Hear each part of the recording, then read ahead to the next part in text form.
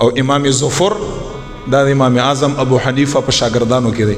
علامه حقی په تفسیر روح البیان کې لیکلی دی، اسماعیل حقی رحمت الله تعالی. امام ظفر دا ډیر امام صاحب ډایرک شاګرد لگا، امام محمد صاحب، امام یوسف صاحب، امام ظفر دا ټول یا بالمشافه شاګردان تیر دي، فقیه تیر دی لوی. ویش هغه چې کله وفات شو اسماعیل حقی فرمایي چې په خوب کې ولید امام ظفر رحمت الله تعالی. ویش کله خوب کې ولید خپل مشایخ ته پوسټ وکړه خدای پاک جل جلاله څه معاملات سره وکړه. ویش امام ظفر ورته فرمایل چې ای دا یاد لرې زما خبر ما طرف نه دا پیغام ورسوي.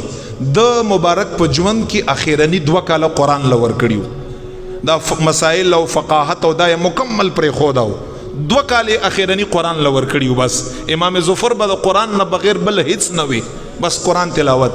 په خوب کې څه ورته وي چې اے صاحب واورا که امام ظفر په خپل ژوند کې دا اخیرنی 2 کاله په دنیا کې قرآن له نه وی ورکړي لا هلک ظفر، نن به په آخرت کې ظفر هلاک وي، رب ورته بخنه او مغفرت نه وی کړي.